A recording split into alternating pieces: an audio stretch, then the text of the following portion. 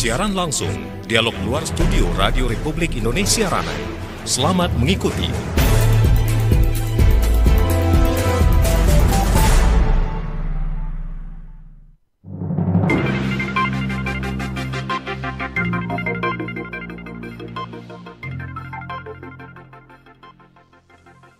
Saudara, peristiwa bencana hingga penanganan bencana itu sendiri merupakan salah satu permasalahan utama di Indonesia. Karakteristik geografis Indonesia yang memiliki banyak laut dan gunung, serta daerah pesisir pantai, acap kali menjadi sarana terjadinya peristiwa bencana alam. Berbagai peristiwa bencana seperti banjir, longsor, letusan gunung berapi, kebakaran hutan, acap kali meminta banyak korban jiwa. Di wilayah Kabupaten Natuna sendiri, tentunya kita masih ingat akan tragedi longsor di wilayah Sarasan yang juga menyebabkan banyaknya korban meninggal dunia. Tidak hanya itu, bahkan juga kerugian materi serta putusnya beberapa akses umum seperti jalan dan jembatan. Tidak hanya bencana longsor, sejumlah peristiwa bencana juga hampir setiap tahun dapat dilihat, seperti halnya banjir yang disebabkan meluapnya air laut atau sungai, abrasi pantai, serta berbagai musibah di laut dan kebakaran hutan. Pada intinya setiap peristiwa bencana merupakan hal yang perlu kita selalu waspadai, mengingat dampaknya yang begitu besar. Oleh karenanya, pemerintah juga terus menekankan dan memberikan edukasi akan pentingnya pengetahuan tentang mitigasi bencana. Secara umum, mitigasi bencana sendiri dapat diartikan sebagai upaya yang dimiliki untuk sejumlah tujuan, yakni mengenal resiko, penyadaran akan resiko bencana, hingga perencanaan serta penanggulangannya. Mitigasi bencana juga merupakan fase pertama dari manajemen bencana. Pada fase ini adalah diperlukan sebuah upaya untuk memperkecil dampak bencana yang mungkin atau juga akan terjadi. Upaya mitigasi bencana tentu menjadi kewajiban bersama dengan meningkatkan kesadaran agar selalu waspada terhadap bencana. Di Kabupaten Natuna, dalam rangka penanganannya, kita sudah memiliki Badan Penanggulangan Bencana Daerah atau BPBD Kabupaten Natuna, Badan SAR Nasional atau Basarnas, serta juga Pemadam Kebakaran Damkar Natuna yang ditambah dengan dukungan dari unsur TNI serta Polri. Harapan bahwa mitigasi bencana merupakan bagian penting dan lembaga-lembaga terkait akan selalu dapat bersinergi untuk senantiasa memberikan edukasi kepada masyarakat di daerah ini.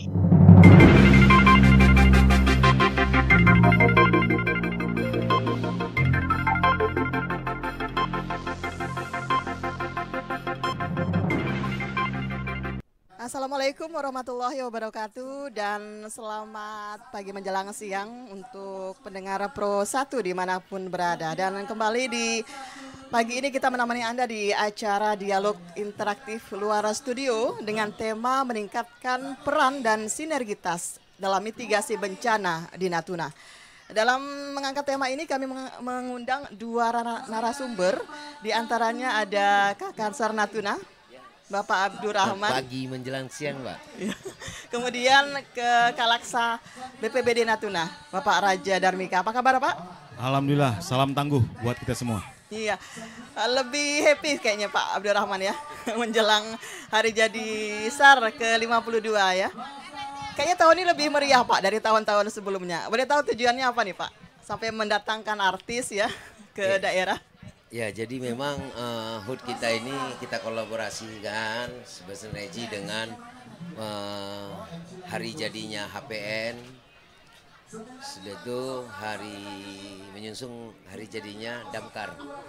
Nah, ini sinergitas ini yang kita bangun supaya kita tetap bersinergi dan bisa selalu berbuat untuk masyarakat khususnya di Natuna ini. Iya. Pak Raja, mungkin ada yang mau disampaikan kepada SAR yang nanti di tanggal 28 ini berusia 52 tahun, Pak. Ya, pada kesempatan ini Kami BPBD Kabupaten Natuna tentunya apresiasi ya dengan pihak Basarnas yang menginisiasi hari jadi. Ada 3 lembaga nih, Hari Pers Nasional, ya kan, kemudian ada Hari Basarnas sama Hari Damkar, ya. Tentunya ini dengan ada acara seperti ini selain juga hiburan, tentu juga mengenalkan keberadaan dari institusi itu sendiri, ya kan. Selama ini kan kita tahu bahwa pers di Natuna itu sudah ada dan pada kesempatan inilah mereka memperiahkan hari ulang tahunnya. Begitu juga Damkar dan Basarnas. Saya rasa salah satu tujuannya adalah mengenalkan eksistensi mereka itu ada. Jadi sekali lagi selamat buat ketiga institusi itu. Semoga semakin jaya.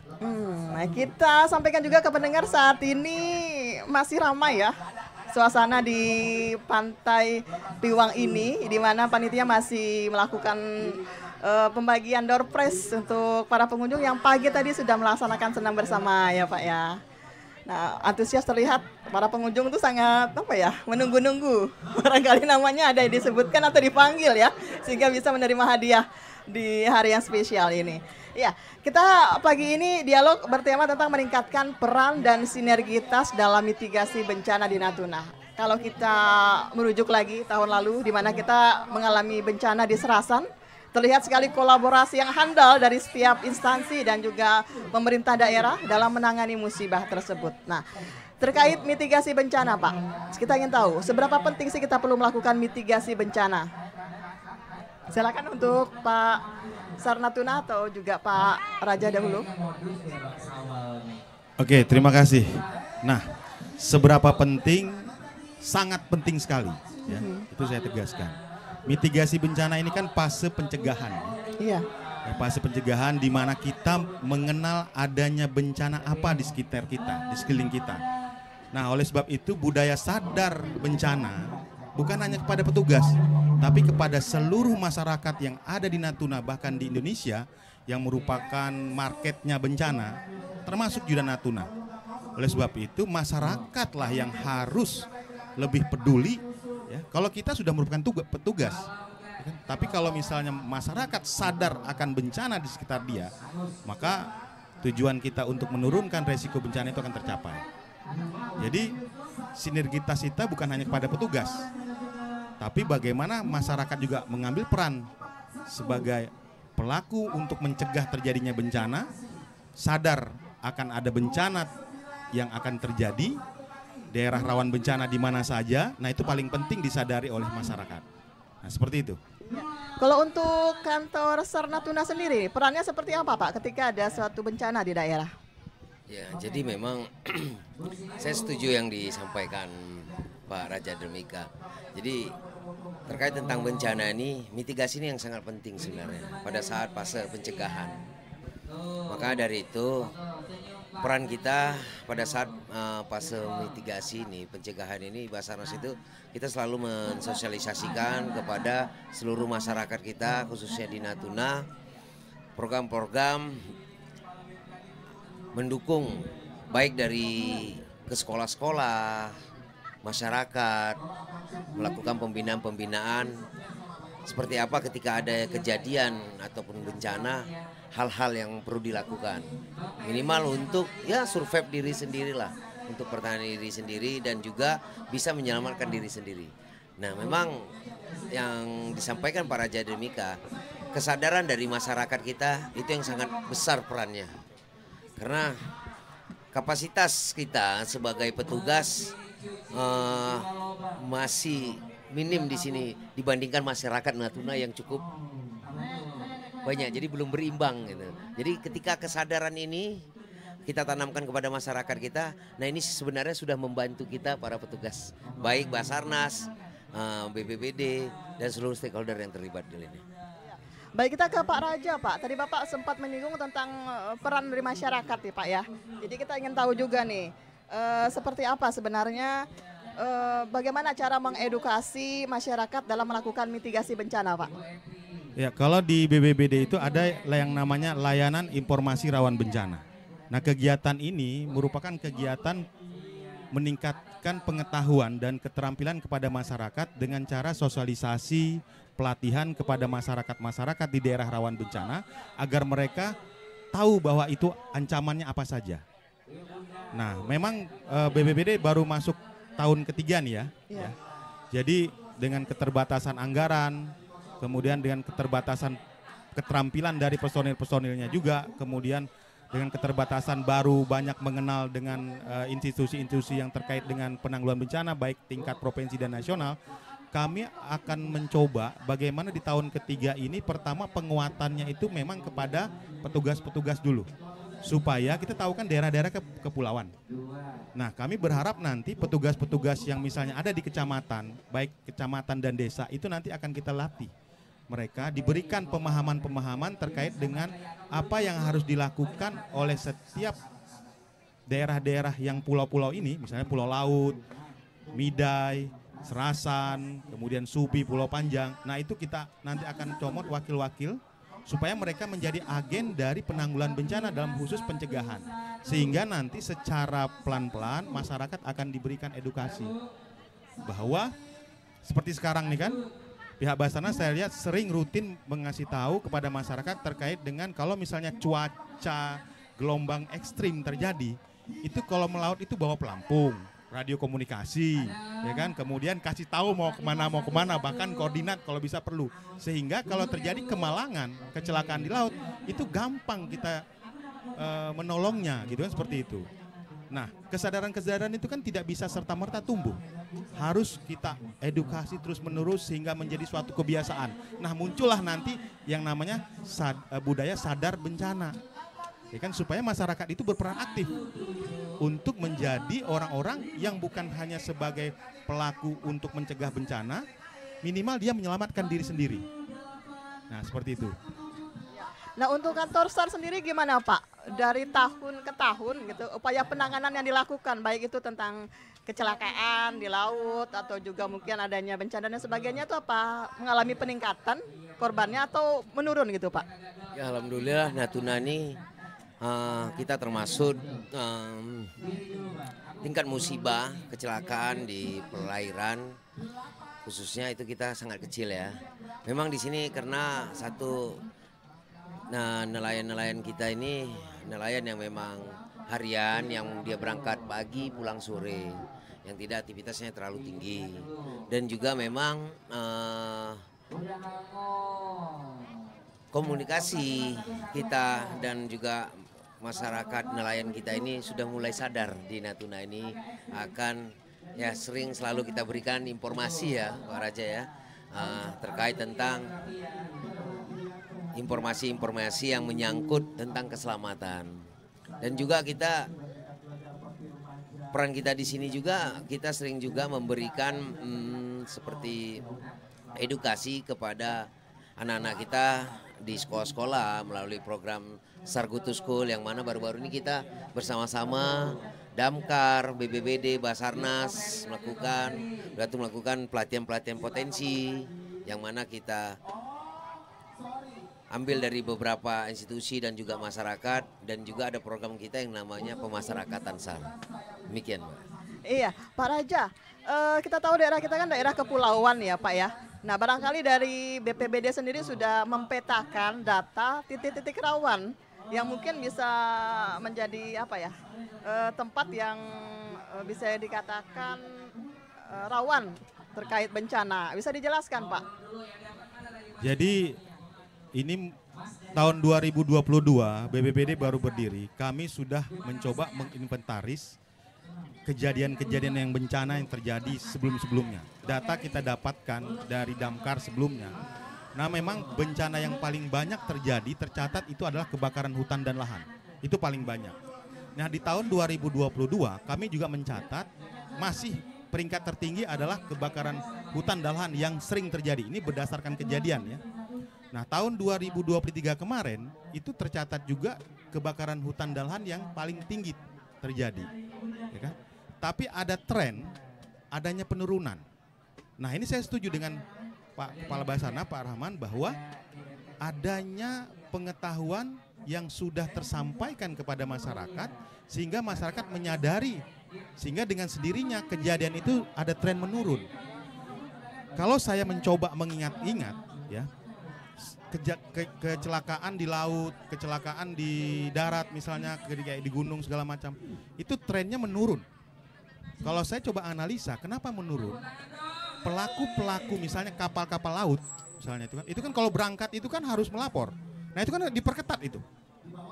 Agar apa? Agar tidak terjadi kecelakaan di laut, mengutamakan keselamatan. Kalau dulu kita masih ingat kan, kapal-kapal yang bisa berlayar di musim utara itu kadang-kadang kan tidak terkontrol. Sekarang kan hanya kapal Bukit Raya saja tuh yang kemudian Syah Bandar memperketat jadwal-jadwal keberangkatan sampai ditangguhkan keberangkatan karena gelombangnya tinggi. Kalau dulu kayaknya perintis jalan terus kan kayak gitu kan, kapal-kapal kecil kayaknya jalan terus. Nah sekarang memang diperketat sehingga apa, kecelakaan di laut semakin berkurang. Nah kalau misalnya kejadian yang pernah kami catat di Natuna itu ada 6 kejadian kalau nggak salah. Pertama banjir, kemudian ada longsor, ada cuaca ekstrim atau angin kencang, gelombang ekstrim dan abrasi, kemudian kebakaran hutan dan lahan, terakhir kekeringan. Nah dari 6 itu kami mencatat memang yang paling tinggi itu adalah kejadian karhutlah. Karena itu tadi masyarakat masih senang membersihkan lahannya dengan cara membakar terus dibiarkan. Nah kemarin kita diskusi sama pihak damkar, boleh membakar, tapi ada pengertian kami sampaikan adalah membakar dengan cara terkendali.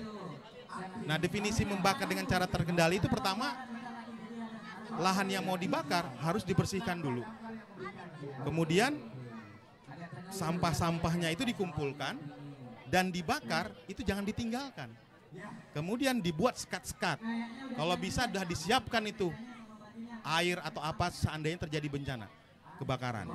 Nah kalaupun ada kebakaran terjadi, itu pihak masyarakat dan bahkan kepala desa itu tahu bahwa mereka itu ada membuka lahan dengan cara membakar, membersihkan lahan dengan cara membakar, sehingga nanti kalau terjadi kebakaran di luar dari apa ya, itu bisa kita kendalikan. Harapan kita seperti itu. Nah yang terjadi beberapa kali terjadi, mereka kan main pakai biar. Nah itu yang kita tidak mau. Kemudian ada juga keinginan kita membuat aturan yang jelas. Ini yang kami akan bicarakan dengan pihak ketahanan pangan dan pertanian. Bagaimana kita membuat suatu peraturan bupati terkait dengan membuka lahan atau membersih lahan dengan cara membakar, supaya tidak semua orang bisa langsung membakar, tapi ada prosedurnya supaya nanti ke depan kebakaran hutan dan lahan itu bisa kita turunkan. Nah, lain persoalannya kalau misalnya akibat puntung rokok, kemudian kejadian alam karena sambaran petir bisa menyebabkan, itu di luar dari kemampuan kita. Minimal kita mencoba untuk mengurangi. Demikian.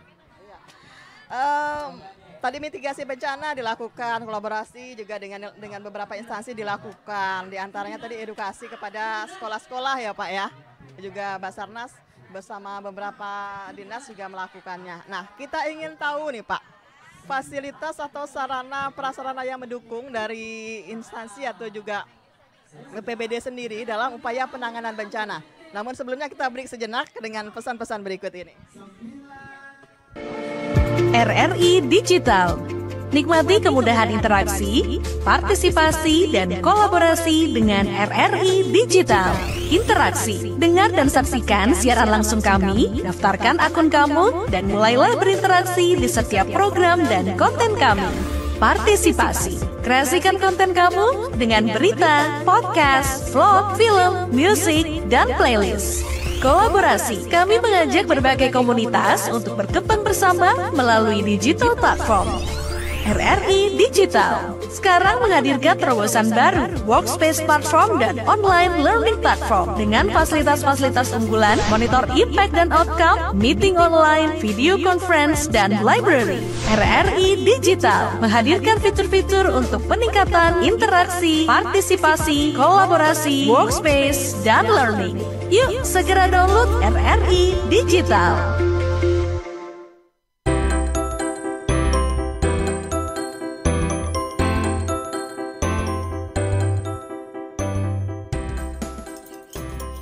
Sayang, kok sayurnya nggak dimakan sih? Tak mau makan sayur ah. Gibran tahu nggak manfaat sayur untuk tubuh kita? Emang apa Bu? Sayur sangat bergizi untuk tubuh kita. Selain makan sayur, kita juga harus makan buah. Karena sayur dan buah dapat membuat tubuh sehat dan melindungi kita dari berbagai macam penyakit. Jadi, kalau makan buah sayur tak ada sakit, Bu. Iya sayang, sayur dan buah bisa buat Gibran tinggi loh. Katanya mau jadi polisi. Yalah, Bu, Giba mau makan sayur. Setelah ini, kita makan buah ya, Bu. Sadarilah sedari dini manfaat mengkonsumsi sayur dan buah untuk anak menuju keluarga sehat dan cerdas.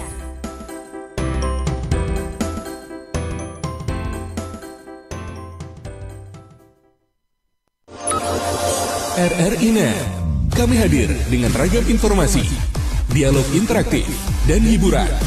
Dari Pro 1, Pro 2, Pro 3, Pro 4, dan Voice of Indonesia.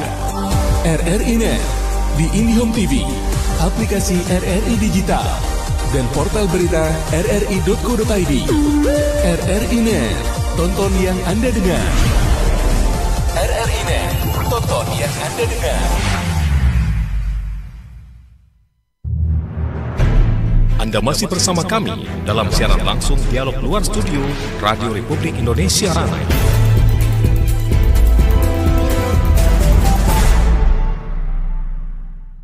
Ya, pendengar Pro 1 di mana saja berada, kita masih berada di kawasan Pantai Piwang ya, di acara Widamsar 2024, di mana kali ini kita juga mengadakan dialog interaktif di luar studio. Berangsur-angsur para pengunjung sudah mulai pulang nih sepertinya.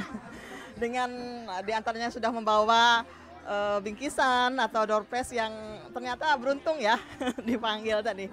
Baik, kita masih mengangkat tema tentang meningkatkan peran dan sinergitas dalam mitigasi bencana di Natuna. Nah, tadi kita sempat ungkapkan clue-nya ya Pak ya, terkait sarana dan prasarana fasilitas yang dimiliki baik dari Kakansar atau juga BPBD dalam upaya penanganan bencana. Nah, bisa dijelaskan Pak, apa saja nih yang sudah dimiliki oleh Kakansar?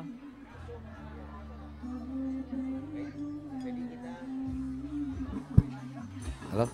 Ya, jadi sebenarnya kalau ditanya di wilayah kerja kita, khususnya di Basarnas, kita di sini mengcover Kabupaten Natuna dan dua kabupaten, yaitu Kabupaten Natuna dan juga Anambas. Makanya untuk itu kita ada 1 pos dan 3 unit siaga. Kalau ditanya cukup sampai saat ini, belum ya. Karena memang wilayah kerja kita cukup luas. Dan lalu kita cuma ada 1 kapal KN Sasi Kirana yang berukuran 40 meter dan 3 rib. Dan satu lagi unit yang masih belum terisi dengan alutsista kita untuk di air yang memang mumpuni ya, karena kita hanya perahu karet yang ada di sini. Jadi dengan hal itu ini masih sebenarnya belum mencukupi. Tapi kita nggak harus cengeng dengan kondisi itu. Kita tetap berusaha terus dan selalu berkoordinasi dan bersinergi dengan instansi-instansi lain, baik dari Angkatan Laut dan juga Bakamla, BPBD, dan instansi yang seluruh stakeholder yang terlibat lah. Demikian Pak. Baik, untuk BPBD sendiri Pak, apa nih sarana dan fasilitas yang dimiliki dalam upaya penanganan Pak? Ya, kalau bicara masalah fasilitas, kita memang sangat memahami lah bahwa dengan umur yang baru masuk tahun ketiga ini, kita sangat minim. Tapi bagi kami, minimnya peralatan bukan suatu hal yang harus kita jadikan masalah. Tapi itu merupakan satu tantangan bagaimana kita menjalankan fungsi-fungsi lain.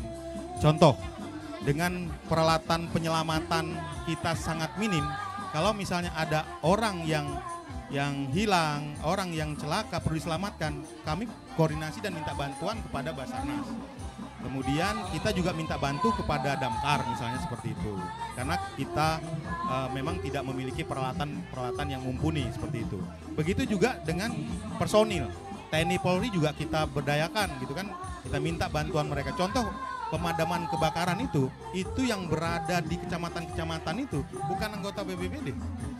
Teman-teman Babin Kamtipmas sama teman-teman Babinsa itu duluan yang ada di sana. Memberikan laporan, baru kami berkoordinasi kepada Damkar turun apa enggak. Nah, kami tetap turun karena apa? Memadamkan api kecil lebih gampang dibandingkan kalau misalnya api sudah besar. Nah, itu juga perlu kita lakukan sinergitas kepada pihak-pihak terkait, terutama TNI Polri, Basarnas, Damkar, tergantung jadi jenis bencana. Selagi masih bisa kita lakukan dengan peralatan yang ada. Tapi kalau misalnya peralatan memang tidak bisa dan personil pun tidak cukup, kita koordinasi dengan salah satunya Basarnas. Iya, tadi Pak sampaikan bahwasannya tadi informasi awal diperoleh dari Babin Kamtipmas dan juga Babinsa. Berarti personil BPBD nggak menjadi ujung tombak tuh Pak di suatu daerah atau juga kecamatan ketika ada satu bencana. Iya, kami mengakui karena gini, kami berharap setiap kecamatan itu kan ada petugas BPBD, tapi nyatanya kan dengan sekarang kan belum bisa. Nah, seperti yang Pak Kansar sampaikan bahwa idealnya kan semua tempat ada pos ataupun ada unit siaga. Nah, kami ke depannya akan seperti itu. Makanya kita berkolaborasi apakah bisa petugas kecamatan itu menjadi kaki tangannya BPBD. Ya kan? Kan kita sama-sama PNS nih. Kenapa nggak ditugaskan di sana? Nah, ini kita sedang mencari regulasinya bagaimana petugas kecamatan itu beberapa orang direkrut menjadi tugas tambahannya adalah fungsi penanggulangan bencana. Nah, kalau Satpol sebenarnya ada. Nah, tapi bagaimana kita menjalankan itu yang masih mau mendudukkan sinergitasnya itu bagaimana gitu. Nah, seperti itu ke depan. Iya, satu lagi Pak, kita tahu kan bahwasannya bencana longsor yang di Serasan itu cukup memberikan suatu shock terapi bagi kita semua. Di mana mungkin korbannya lumayan banyak ya Pak ya. Dan saat itu sepertinya warga atau masyarakat di Serasan itu tidak mengetahui bakal ada bencana yang begitu besar saat itu sehingga korbannya sampai 50 lebih yang meninggal Pak. Betul. Nah, dari evaluasi tersebut sebenarnya pemerintah daerah nih kurang memberikan edukasi dalam mitigasi bencana Pak, atau sebenarnya agak sedikit lengah apabila terjadi suatu tanda-tanda akan timbulnya suatu musibah atau bencana di suatu tempat. Kalau saya boleh jujur, banyak orang yang tidak tahu bahwa tanda-tanda longsor itu akan terjadi. Termasuk saya, termasuk teman-teman petugas bencana. Bahwa kan diawali dengan beberapa hari itu menjelang tanggal 6 Maret itu kan hujan terus. Kemudian sudah ada tanda-tandanya sebenarnya air sungainya sudah keruh, jalan sudah dipenuhi dengan lumpur dan pasir. Nah, apa yang terjadi waktu itu? Ya kan? Kita memang berpikir waktu itu ya sudah, ini banjir biasa. Tidak terpikir akan adanya longsor. Gitu kan? Malah masyarakat sama Pak Kadesnya membersihkan areal itu dengan cara gotong royong. Nah, itulah yang menurut saya pengetahuan itu yang kita tidak dapat. Karena apa? Belum pernah ada longsor-longsor terjadi seperti itu kan. Dan yang bikin parahnya adalah waktu itu Pak ya, banyaknya korban jiwa itu karena apa? Pada hari pagi itu di area itu dijadikan tempat gotong royong. Ada sekitar 30 lebih orang gotong royong berada di situ. Belum lagi ditambah dengan orang yang menghuni di situ.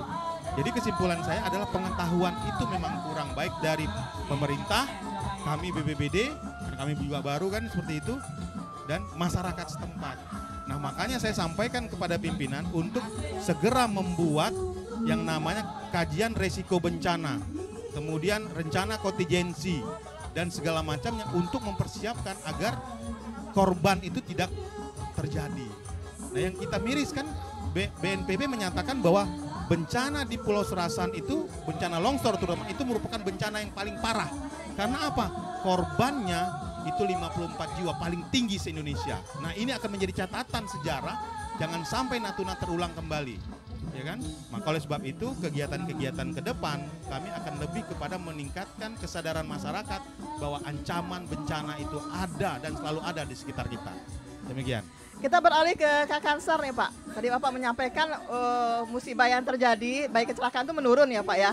Nah, boleh tahu nggak sih Pak, yang dominan itu kecelakaan-kecelakaan tersebut terjadi itu penyebabnya apa Pak? Ya, memang kecelakaan ya musibah pelayaran yang kita kita tangani di Natuna ini, ya saya nggak bisa nyampaikan karena memang ini tuntutan ya, tuntutan masyarakat terkait masalah perut.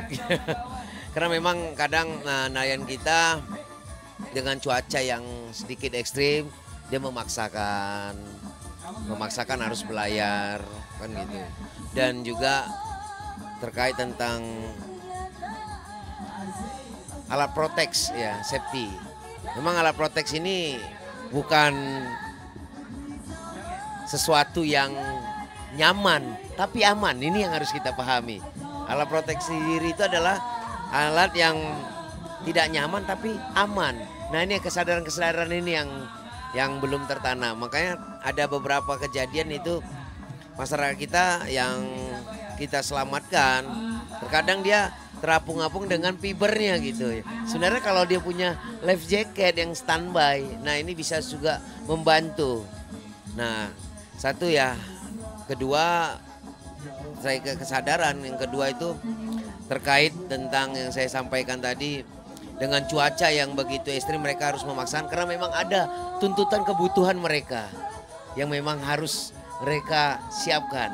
Nah, ini juga yang menjadi PR kita bersama, bukan hanya Basarnas tapi seluruh pemerintah daerah untuk lebih memperhatikan masyarakat kita, khususnya nelayan-nelayan di Natuna ini. Demikian. Iya, boleh tahu nggak Pak, untuk pos-pos SAR di daerah ini terdapat di kecamatan mana saja Pak? Karena kan kita tahu nggak mungkin tertumpu semuanya di Ranai kan Pak, walaupun ya pusat kantornya memang berada di Ranai.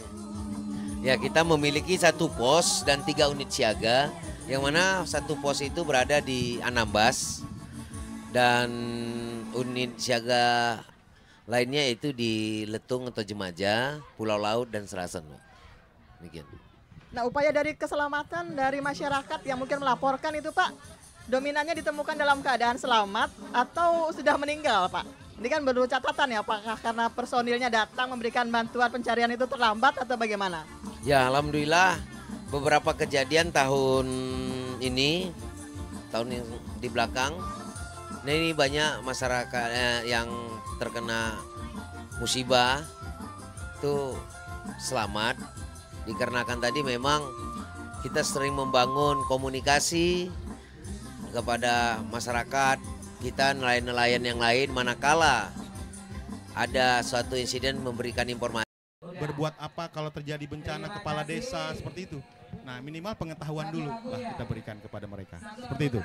Iya, cukup menarik nih Pak. Kalau nggak salah Basarnas di tahun lalu pernah meraih juara pertama ya di suatu jambore gitu. Dan kalau saya perhatikan wajah-wajah dari anggota Basarnas sendiri yang diterjunkan pada lomba tersebut, sebagian besar tuh banyak dari anak-anak putra daerah Natuna ternyata yang diutus untuk mengikuti lomba tersebut. Berarti anak Natuna ini juga memiliki apa ya, kemampuan atau juga kualitas yang baik dalam menjadi tim SAR gitu Pak ya. Nah, mungkin berikutnya bakal akan direkrut lagi putra-putra daerah yang mungkin punya jiwa atau juga karakter yang handal untuk memperkuat personil di Basarnas Pak. Ya, jadi kalau memang menjadi bagian dari ASN Basarnas itu ada formasi yang ditetapkan. Tapi kalau potensi SAR ini memang kita ada program setiap tahunnya, itu adalah pembinaan potensi sebanyak 50 orang. Yang mana inilah anak-anak Natuna, putra-putra Natuna yang kita latih, kita bina untuk menjadi potensi SAR. Nah, setelah dia menjadi potensi SAR, setelah dia sudah kita latih punya kemampuan, maka dia adalah bagian dari relawan. Nah, ini kita harus bawa dulu tentang potensi SAR dan relawan. Ya, jadi yang kalau namanya kita relawan itu kita sudah bisa mandiri, sudah siap, tidak lagi dimomong, di apa gitu. Jadi potensi itu dia memiliki potensi kemampuan. Nah, ini yang kita bina. Setelah itu dia akan menjadi mandiri, menjadi relawan SAR itu sendiri. Demikian. Syaratnya Pak, jika mungkin personel tersebut dianggap mumpuni, memiliki kualitas yang bagus, apa melalui beberapa persyaratan gitu Pak, baik dari fisik dan sebagainya Pak? Ya, jadi nanti pada saat ada pelatihan potensi itu kita akan lihat ini pelatihan apa yang akan mau kita berikan. ketika ini pelatihannya itu menyangkut tentang pertolongan di air atau water rescue gitu, maka dia harus memiliki kompetensi pastinya berenang ya. Bukan kompetensi, maksudnya kemampuan berenang. Dia memiliki kemampuan berenang minimal gitu kan. Udah tuh usia. Nah usia ini juga mempengaruhi kan gitu. Kalau dia bermain di ketinggian atau high angle rescue, berarti orang yang punya minimal tidak ada fobia akan ketinggian. Nah ini nanti ada ketentuan-ketentuan ataupun syarat-syarat yang kita sampaikan pada saat perekrutan potensi seperti itu. Demikian Pak. Nah ke depan nanti ada nggak Pak kerjasama atau kolaborasi antara BPBD dengan Basarnas dalam upaya meningkatkan mitigasi bencana di daerah? Ya, bukan nantinya ada, tapi kami sudah lakukan itu ya, jauh begitu. Beberapa saya meneruskan apa yang telah dibawa pimpinan sebelumnya itu Pak Meksi. Nah saya dapat masukan dari beliau bahwasanya potensi kita sini juga banyak. Nah ini yang saya bangun terus untuk selalu berkolaborasi kepada kawan-kawan seluruh stakeholder untuk saya ingin ciptakan, khususnya kami seluruh stakeholder ini ingin Natuna ini betul-betul tempat yang nyaman dan aman gitu. Maka dari itu kita selalu melakukan kegiatan bersama untuk peningkatan kompetensi baik dari SDM kami sendiri dan juga masyarakat khususnya Natuna ini. Baik, semoga makin tangguh ke depan ya Pak ya dalam upaya-upaya mitigasi dan juga penanganan bencana. Baik, tidak terasa kita sudah berada di akhir waktu dalam dialog interaktif luar studio kali ini. Nah, sebagai closing statement kali ini Pak Raja, apa yang mau diungkapkan nih Pak? Pesan nih kepada masyarakat. Sesuai dengan dialog kita hari ini temanya adalah meningkatkan peran dan sinergitas dalam mitigasi bencana di Natuna. Saya lebih menekankan budaya sadar bencana. Karena menurut saya itu paling penting, bukan hanya kami petugas, tapi masyarakat harus sadar akan adanya bencana di sekitar kita. Demikian. Baik, Pak Kakasar, Pak Abdul Rahman. Ya, saya tidak akan bosan-bosan menyampaikan kepada seluruh masyarakat kita semua di sini, keselamatan bukanlah hal yang kebetulan. Ada faktor yang buat kita selamat. Maka dari itu kami berharap masyarakat Natuna tetap tingkatkan kewaspadaan dan safety first, utamakan keselamatan. Terakhir Pak, apa nih harapan-harapannya di hari jadi Basarnas ke-52 tahun ini, khususnya untuk Basarnas di Natuna?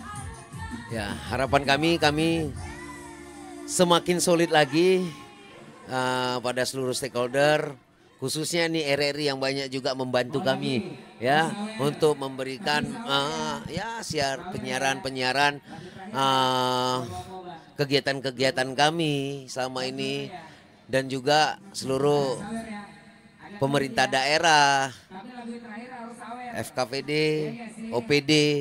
Nah ini yang memang kita harus bangun terus sinergitas kita sehingga Natuna ini milik kita dan Natuna ini harus tetap lebih maju lagi dan pastinya lebih aman. Amin. Baik pendengar Pro 1 dimanapun berada, sampai di sini usia sudah kebersamaan kita di acara dialog interaktif luar studio tentang meningkatkan peran dan sinergitas dalam mitigasi bencana di Natuna. Tidak seorang pun ingin mendapat musibah atau bencana, namun kesadaran bagi kita semua untuk memahami perlunya keselamatan dan senantiasa mencari pengetahuan untuk bagaimana kita selamat dari adanya musibah tersebut perlu dilakukan. Dan semoga dengan adanya kolaborasi dan kerjasama dari instansi dan juga kantor ya Pemda di Natuna ini, maka kita semakin tangguh dalam mengatasi atau juga apabila terjadi bencana di daerah. Saya Yusfianti mengucapkan terima kasih atas waktu dan kesempatannya Pak sudah hadir di dialog kami. Jumpa kembali di lain kesempatan. Wassalamualaikum warahmatullahi wabarakatuh. Demikian siaran langsung dialog luar studio Radio Republik Indonesia Ranai. Sampai jumpa.